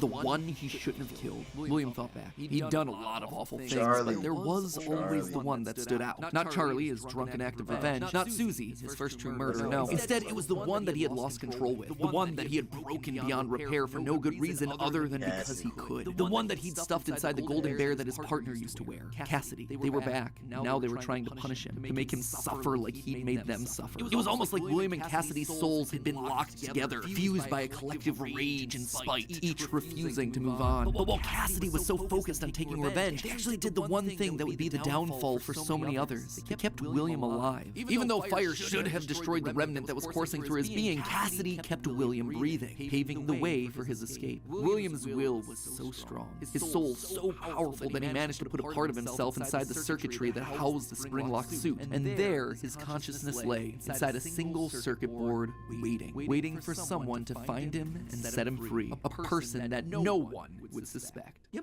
might have noticed that I was vague about the dates, and there's good reason for that. I don't know him. There is no good way for me to make him fit in. Here's what I do know. We know with a high amount of certainty that Michael Afton is the character that we play as up until Ultimate Custom Night. Mike Schmidt and Fritz Smith, the security guards for Fnaf 1 and Fnaf 2 respectively, get fired for, quote, tampering with the animatronics and odor. So weird connection between the two of them, right? But now, look at the phantom animatronics that are haunting. Okay, the phantom animatronics in 3, they are all burned up. That makes sense. It starts as a simple pizza simulator, but it quickly becomes a crazy FNAF game, and of course you can custom the night later on, so you now you select how many animatronics you want to face. Did you know it was a FNAF game when you first got it? I mean, when you first play it, or do you think it's just like a regular pizza game, or does it's like marketed as a FNAF. Us in FNAF 3. They use Thanks for the models extra from both donation. FNAF 1 and FNAF 2, meaning whoever is sitting in that security guard chair Fazbear cool how you fights, can they have change to have it, seen though. both locations and their animatronics. And that's not all. Their designs are burnt. It's a weird detail in the game, and it's something that the character encyclopedia repeatedly calls attention to. The burned texture for these phantom animatronics. Why is that so unusual, though? Fazbear Frights is the first time in the franchise that we hear about anything burning down. From that point on in the story, it's like the characters turn pyro and are suddenly setting fires left and right. But for the first 3 games, nothing ever catches fire. The animatronics are just moved or repurposed in some way. So when did they burn? And why would our security guards see them as being burned? Someone has to have been going location to location, setting these places on fire, purging the sins of the past. We know we're definitely playing as Mike and Sister Location in FNAF 6 based on the in-game dialogue. And in FNAF 4, there's an Easter egg where we can hear the phone call from Night 1 of FNAF 1, meaning that whoever's in that bedroom has heard the recording as a security guard. We also know that Mike has seen the nightmare animatronics based on his drawings in the security logbook. So overall, there is solid evidence that connects all of FNAFs 1 through 6. You'll also notice how the character encyclopedia doesn't have a page for Mike Afton. This thing has a page for Chocolate Bunny Bonnie, but not Michael. Some tells me they don't want us to confirm how many games he's been in, because that would confirm too much of the theory. In short, this gives us an incredibly compelling and complete narrative. Mike as our protagonist, and William, his father, as our antagonist. Mike accidentally kills his brother in Fredbear's mouth, which begins our story and sets William down his pathway of destruction. Mike is then haunted by the guilt of his past and is looking to make things right across the rest of the game. In Sister Location, he learns what his father's been up to and realizes what he has to do to correct it. After failing to finish the job in FNAF 3, he ultimately helps Henry end it all in FNAF 6. It is great. It is a clean narrative. There is just one problem: timing. Mike's quest can't really start until he's been down to Sister Location, seen Baby, and gotten himself scooped. That's when he finds out about Afton's secret life. It's also when he's gonna start to smell, because, you know, he's a walking, talking, rotting corpse. And we know that he's not going down into the bunker until the Funtime animatronics have been made, Freddy's has been closed, and Afton is out of the picture. That all should be happening post-1993, after William is sealed behind a wall. But that then presents us with a few problems. Afton has already dismantled the original animatronics as we see in the FNAF 3 minigames. How are those things getting burned if they're already deconstructed? But more importantly, we see FNAF 2 paychecks with the date 1987. That is way earlier than I think it can be. To be fair, Fritz Smith's pink slip on night 7 doesn't have a date, but it's a bit weird to say that the first few nights are in 1987 and then employee number 3 is hired on years after the restaurant closes. Fazbear Entertainment was dead. There is no need for you to return to work next week, as Fazbear Entertainment is no longer a corporate entity. All debts had been paid, all assets redistributed. The company was outright dissolved. Even the memories of the horrors that had happened there started to fade away in the public consciousness. The people were gone too. William was dead. Henry was gone. A whole generation of young Emilys and Aftons had lost their lives to the horrors of the pizzeria. All of them collateral damage to the man in the bunny suit. Everyone the company had ever touched was dead and gone. Well, all except one. Pay your child support, you deadbeat! I'm keeping the diamond ring. I also set the house on fire! Clara Afton. She'd been there in the early days, back when things with William were good. They'd had the perfect home, a thriving business, the ideal family. But shortly after their youngest son died, things started to change. William had become distant, lost in his work, obsessive. She had watched him change from this irritatingly brilliant man that she had fallen in love with to a drunken monster struggling to hold himself together. And despite her trying to reach out to him in those desperate days, he was just too far gone.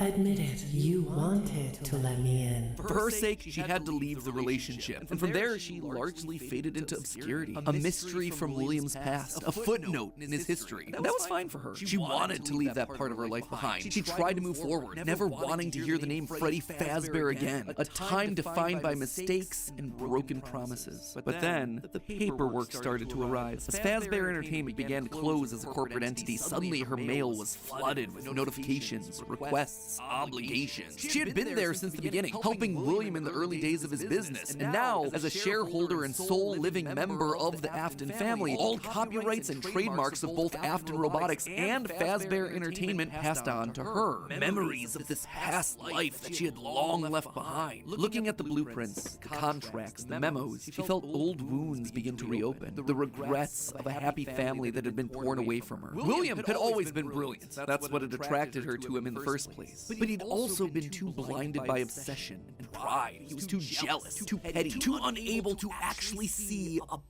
3, 2, 1, go! The rift brought us all here. Wherever here is. But monsters fall.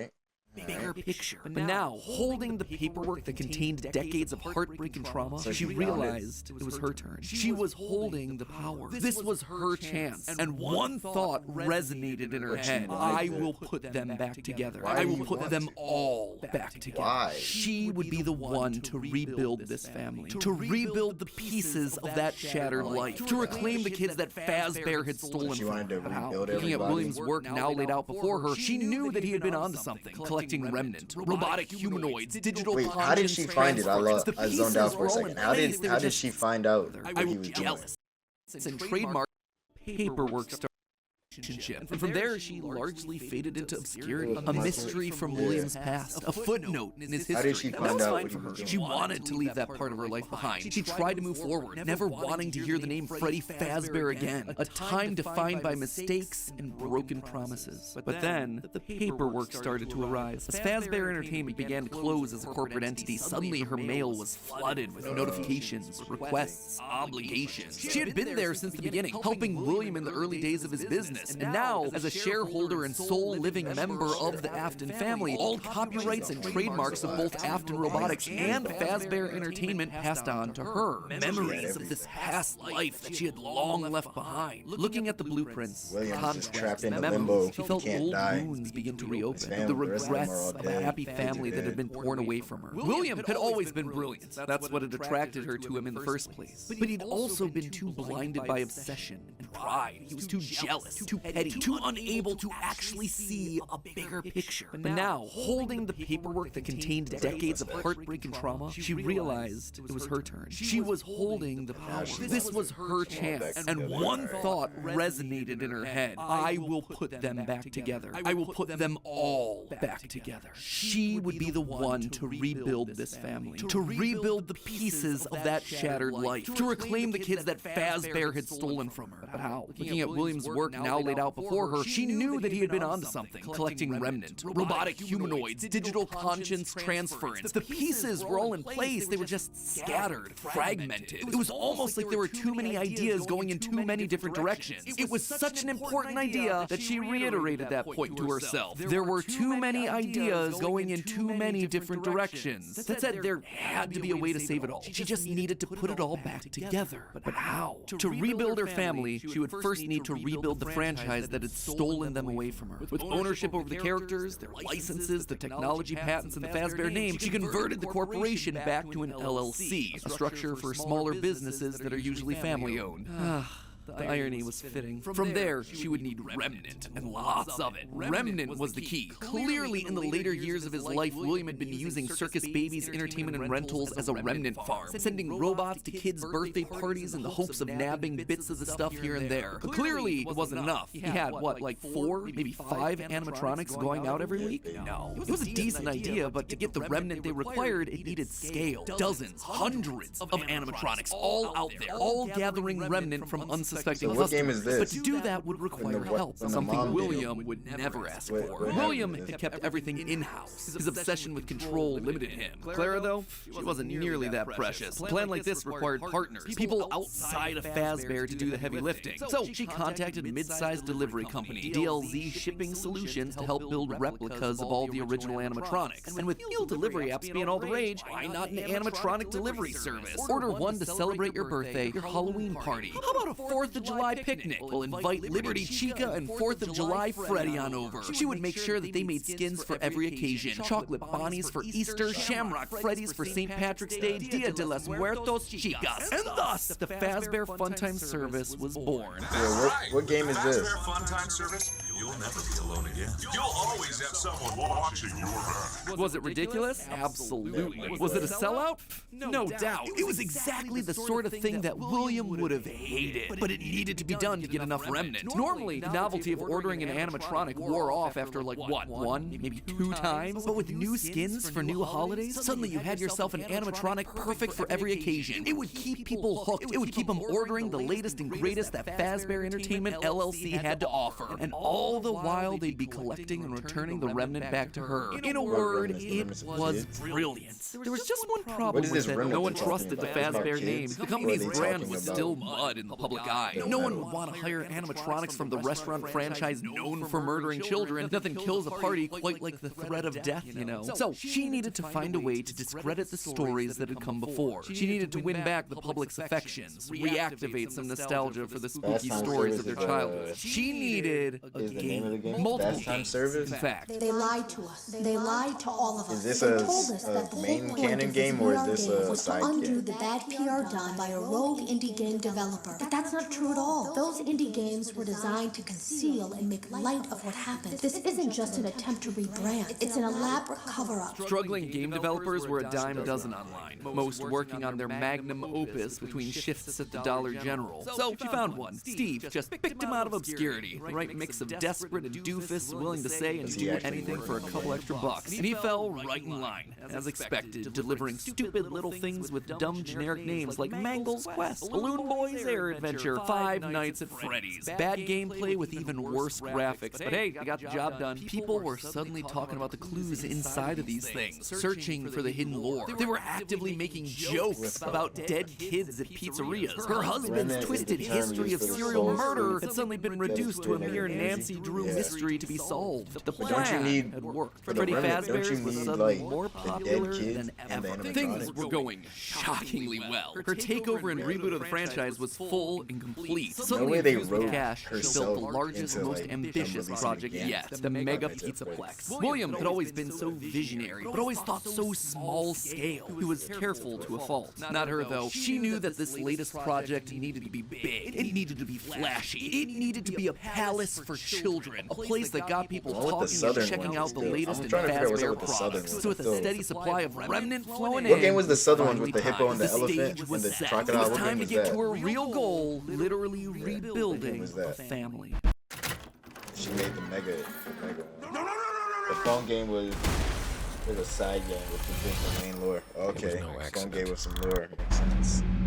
The FNAF 3. I mean, FNAF March 2035. The first was obvious. Crying child, her little boy, the one that was the first to get ripped away from her. She'd seen down in his bunker that William had gotten very close to replicating artificial humans using animatronic technology. So that's exactly what she would do. Rebuild her boy from the ground up using robotic parts. His shaggy brown hair, his favorite striped shirt, even down to small details that no one would notice, like the band-aid on his left knee. William's research had even found ways of making animatronics that could bleed and process food, making them virtually indistinguishable from a typical human. He would never have any idea of what he actually was unless he was explicitly told. The only things that could possibly ruin the illusion were any overrides to his internal systems. If something were to, say, interfere with the cameras that he had in his eyes, or cause some sort of a core reboot to his hard drive, or x-ray his metallic bones, then yeah, he would be exposed. Is that main canon? But otherwise, what game the is outside that side or world main is just your typical, normal human boy. She worked down in the bowels of the Pizzaplex, giving him life, but it was one thing to build him, it was another to help him remember his identity. He died so young, so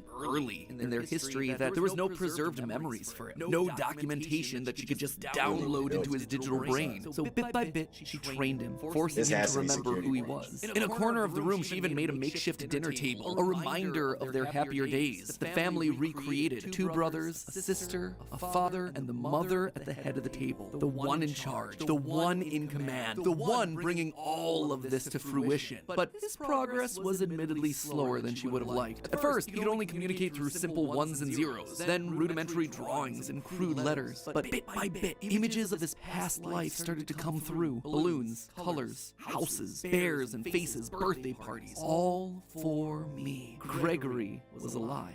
As the robot boy embraced her, she felt a warmth that she hadn't in decades. This was the joy that she'd been working towards. This was what it was all for. Her son son, back in her arms again. Plan was working. She had to keep going. Next was William. If the family was truly going to be put together, she would need him. And she knew exactly where he was, in the ruins of that old Freddy Fazbear's pizza place where Henry had trapped him. In fact, that's specifically why she insisted on building the pizzaplex there over the sinkhole. It's the best place to hide what her true intentions were with the entire operation. Digging through the wreckage, she found him. He was right where she thought he'd be. Seeing the putrid shell of the Springtrap suit, though, was not something she was prepared for. The rotting corpse of William Afton was disgusting. Scorched flesh fused into the fur lining. Hollow black sockets where eyes once were. A smell that reeked of burned carbon and bloody iron. He was no longer flesh. It was just the tangled sinews of a creature that was once called human. How far this brilliant man had fallen. It was clear that her work was cut out for her on this one. Afton was practically lifeless. The man may not have been able to die, but it was about as close as you could come. And his body would need a lot of reconstruction. Replacement arms and endoskeleton reinforcements were the top priority. Maybe pulled from their new line of glam rock animatronics. You'd have to see if they had any spare Bonnie parts lying around that they could steal. In the meantime, though, she threw the husk that was once her husband into a life support pod infused with aerosolized remnant to help keep him stable. But more important than recovering his body was recovering his mind. In his current state, he was comatose, an empty shell. Severe brain damage starts at temperatures over 108 degrees Fahrenheit.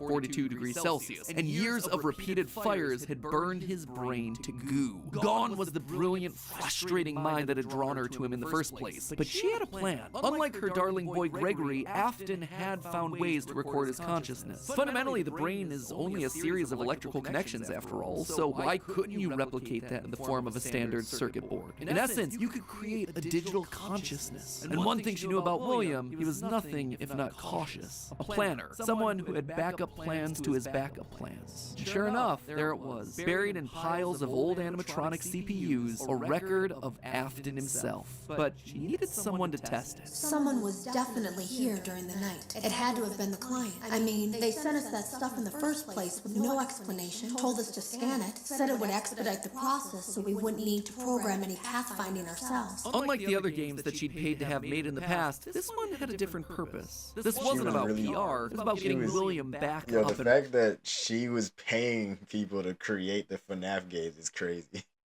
She paid so to make all the games. Running, spreading his virus to the masses. You acknowledge that Fazbear Entertainment is not responsible for accidental digital consciousness transference, real-world manifestations of digital characters. She hired a new developer, Silver Parasol Games, to scan the boards and bring her husband into the system. And because of the immersive nature of VR, William's consciousness would be able to merge with the player, giving him a new body, a new agency. There was just one complication. Afton's hold wasn't as powerful as she had hoped. He wasn't able to gain complete control. The first trial run, Jeremy, was so desperate to escape from his grasp that he sliced his own face off with a paper shredder. Messy. Afton's followers were reluctant, to say the least, but it was the second attempt that looked like it had the potential to kill two birds with one stone. Enter Vanessa. Mrs. Afton wanted a surrogate daughter. Her darling Elizabeth would have been a young woman at this point if she had lived. And Clara wanted someone who wasn't Elizabeth but could be just like her. Could she have just rebuilt her like Gregory? Sure, but she decided against it because she wanted an actual human mother-daughter connection. Well, that, and it would be redundant and narratively unsatisfying to have two robot kids in the same family. What could she say? William had put a lot of tools on the table for her to use, and she was planning on using them all. Plus, Elizabeth had always been so loyal to Daddy. It was time to give her a second chance, a true choice. And Vanessa seemed to be the perfect candidate to fill the role. Your dad's name was Bill. Your dad didn't play fair, did he? He used to make your mum look bad in court. He manipulated you. I know your mum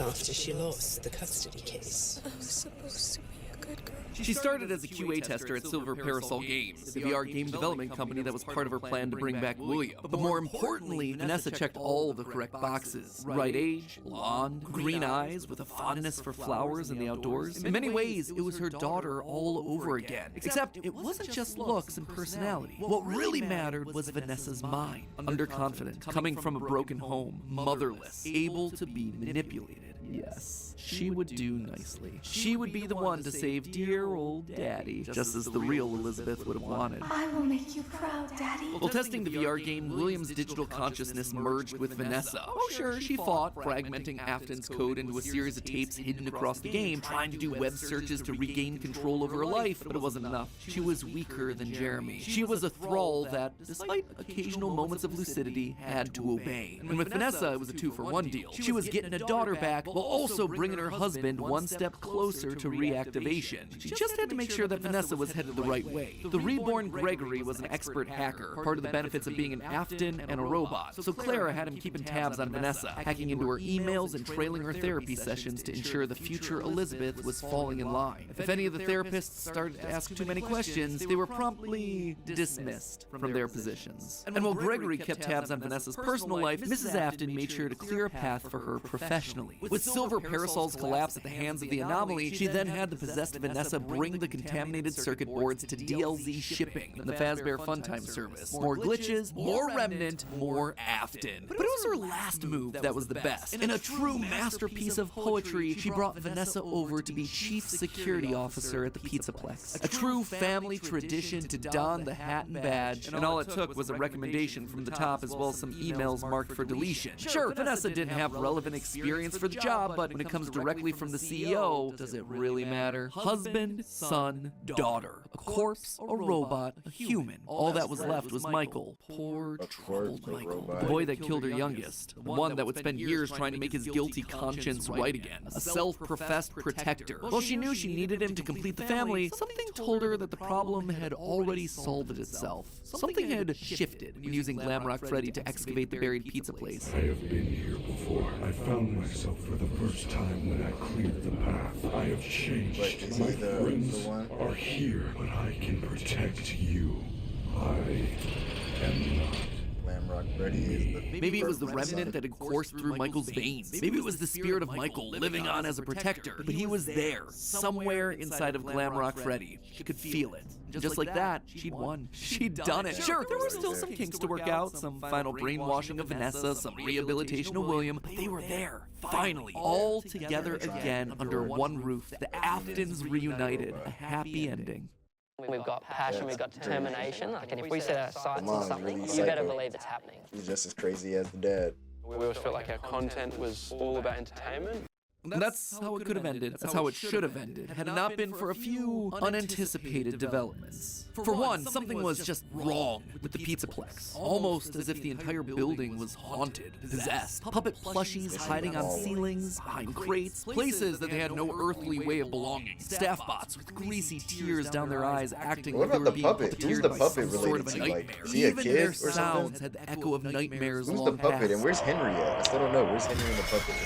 It was as though a guardian spirit of the past refused to move on. As long as her husband was around, it too would linger. Only now, it wasn't just in one body, but it was in the essence of the building itself. She had seen stories of houses built on burial grounds getting possessed by angry spirits, but she'd never assumed that it could be real. Then again, in a world of living spirit metal and mind-controlling glitches, who was she to be so judgmental? The whole thing was ridiculous. Why would this be the line that she refused to cross? After all, the Pizzaplex was built over the burial ground of angry spirits, but it was the power cords that finally convinced her that something was wrong. Suddenly, these cords were striped black and white, like the security puppet from generations ago. The very foundations of this place, the materials and wires that constituted it, were rebelling against her, against the Aftons, against the quest to bring them all together again. And it was being helped by something else, something slithering through the building. Maybe they were connected, she couldn't be sure, but a blob of living wires could be heard oozing through the walls, stealing pieces and parts of the old animatronics showcased in Rockstar Row. She could only assume that it was a byproduct of all the remnant they'd been collecting. From Afton's testing, she knew that both light and dark remnant existed, one of positive emotions and the other created from anguish, anger, agony. Perhaps this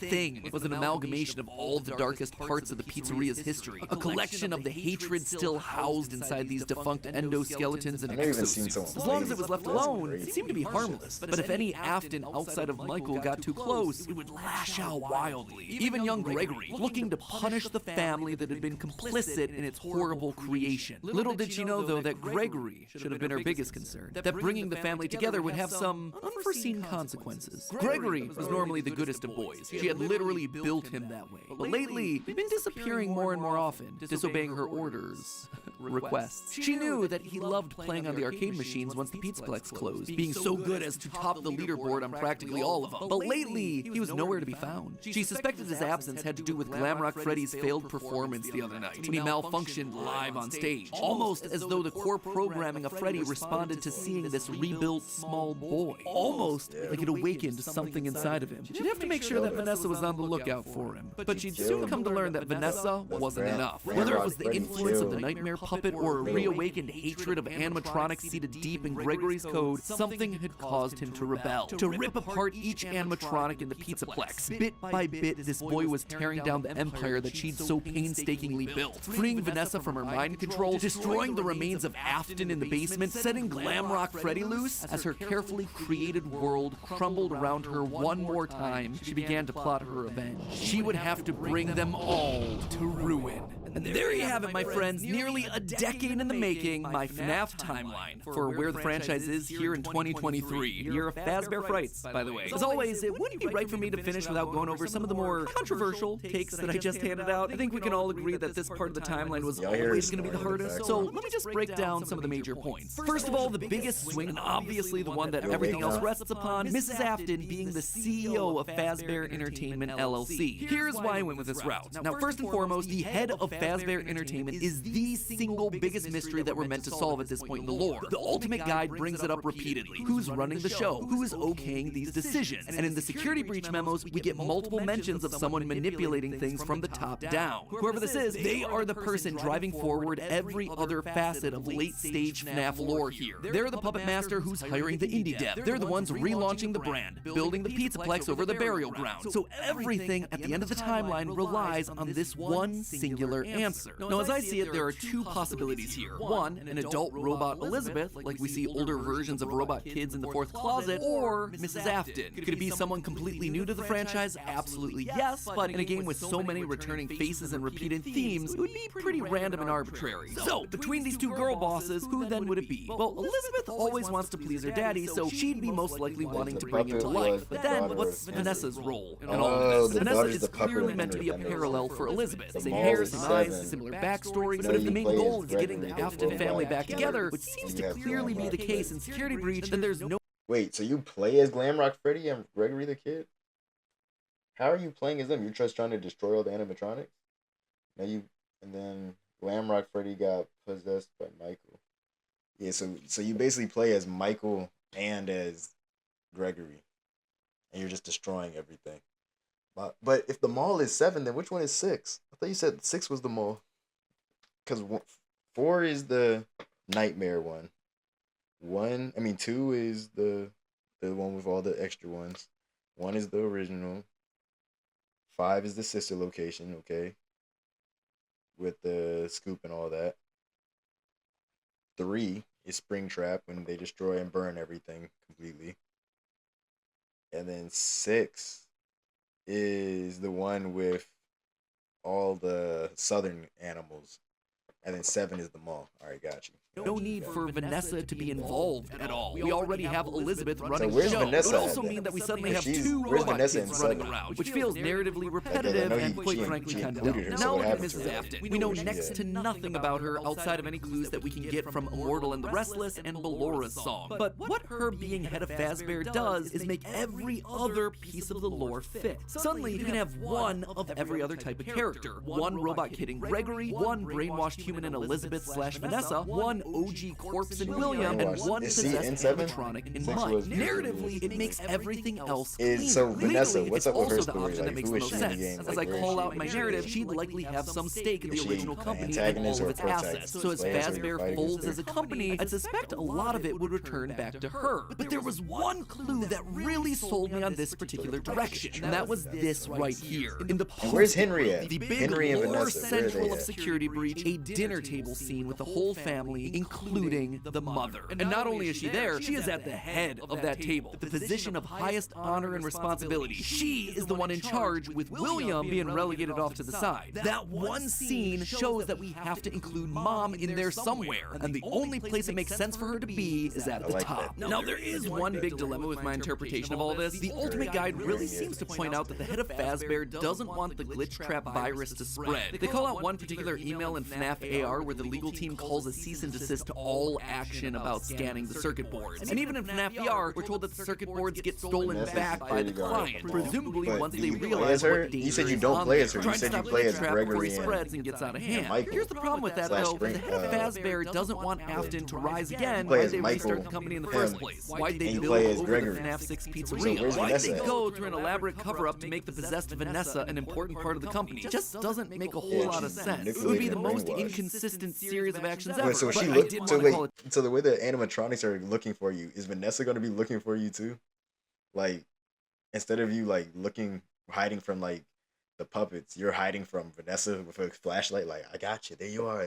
Is that what it is? Attention to it, since it seems to be the route that the official guide is trying to steer us Vanessa's a towards. kitty guy. Moving on to minor point number one, the Five Nights at Freddy's games were made by the Rogue indie developer. Here's the thing, Fnaf VR opens with this line. That's why we've recreated many of these completely fictitious scenarios, lies that you've been fed over the last several years into a hilarious VR game. It's recreating the lies told to you by the indie developer. And since Help Wanted has direct recreations of FNAFs 1 through 3, it means the games must be part of the fabrications that this developer made up. Also, all of this is heavily implied in the story of the same name, Help Wanted and Tales of the Pizzaplex, hence FNAF 1 through 3 canon games within the lore of the series. Big swing number 2, the elephant, or ghost in the room, Charlie infecting the Pizzaplex. John from the channel FNAF has made some great findings about Charlie's influence over the Pizzaplex. The cables that look like the striped arms of the puppet, the Nightmare-owned plushies that you find hidden across the Pizzaplex in weird places, the staff bots with creepy smiles and in your dreams written on the front. All of these things scream puppets. Plus, with the puppet mask not having tears and blob, seems to imply that Charlie's spirit exists elsewhere. She is still in play, and she has an important role, especially in Gregory's post-it room. The doors to the post-it room in the game's code are called Charlie doors, and inside we see a bunch of lit-up nightmare staff bot heads. Suspicious, to say the least. The channel ID Fantasy did a great theory looking at the post-it notes, concluding that the crying child / Gregory isn't alone in this room, but rather might be communicating with someone.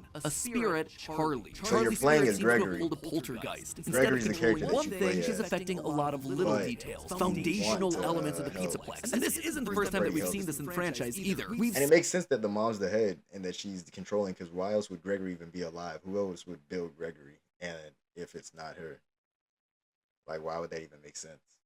Gregory, like, no one's gonna rebuild Gregory for no reason, especially if he died like 40 years in the past. Someone just randomly rebuild him, and the mom is still out there, of course, and she's the Seeing spirits communicating with people through physical writing in the survival logbook. So we know that this is an established means of spirit communication within this franchise. And I suspect that to some extent it might be Charlie's influence making Gregory go haywire. Which brings me then to my final and probably biggest controversy in recent FNAF history, Gregory as Patient 46, the evil robot mastermind. Now, I know when I first came out with this theory a year ago, people were mad. But here's the thing, you don't have to take my evidence points for it anymore. The recent Tales from the Pizzaplex story GGY basically goes and just outright proves it. In GGY, we find out about a boy named Gregory who's getting all the high scores in the Pizzaplex arcade machines. When therapists start to go missing, it's confirmed that GGY is the one that's working to bump them off. And when animatronics start getting corrupted by a mysterious glitch, GGY's letters are found inside the code. He even chooses the code name Dr. Rabbit, for crying out loud. But obviously, by the time of security breach, Gregory is working against Burn Trap, Vanessa, and the animatronics. Why? How? Well, it's not really clear. I tend to believe that something must have happened to cause him to either lose his memory or be reset in some way. Maybe it was Charlie talking to him in his post-it room. Maybe he hit his head. Maybe it was the connection that he made with Mike on stage in Glam Rock Freddy. Not exactly sure, and I don't think we have enough clues to solve any of it yet. But it makes sense from a story perspective why he'd start off evil on Afton's side and then switch to trying to destroy him and not knowing who he is in Security Breach. And with that, my friends, I'm wrapping this thing up. Congratulations, we are on page 40. 22,000 words of FNAF, baby. Practically just wrote myself a Tales of the Pizzaplex short story. Have I answered everything? No. Does everything fit cleanly? No. But does it feel like the best and most cohesive narrative for all these characters that addresses most of the evidence we're given? Yeah. For me, honestly, it really does. And let's be honest with ourselves, the DLC will probably come out later this year and prove me completely wrong. Wouldn't be the first time. Then comes the movie, whatever. My descent into madness continues. And with that, my friends, we can finally rest. We can leave the demon to its demon. This is his last video, like, reminder before he sold that it? it's all just a theory. A game theory. Thanks for watching. Alright, hey everybody, my name's P-Man. I just want to say good job to Game Theory. Who the hell is P-Man? Shut up, bro. That's crazy. Alright, man. We watched a lot of that, and I learned a lot. Thank you, Miguel Torres, for suggesting that video. I actually sat there and watched the whole thing, and you actually stayed here and watched the whole thing with me, so I appreciate you. Now I actually do feel a lot more motivated to play FNAF because I did not know half of that. Last time I played, they were still calling him the Purple Man. I didn't know anything about the name Afro, so that's different. Wake up. Wake up. We have to say bye. No problem, bro. Alright, bro. I'm gonna hop off the stream. She's tired. Say something to them before I... Hold on. Say bye. Alright, well. We're gonna hop out of here. See you in the next stream tomorrow. We going strong. This is like the 10th day of streaming, bro. I'm being consistent. This is why this franchise blew up the way it did. Yeah, see, they just kept adding more. And I kept seeing that there was more FNAF stuff, but I just wasn't paying attention. I really did not know the lore got like this. But I'll see you tomorrow, bro. Appreciate you, bro. I'm gone.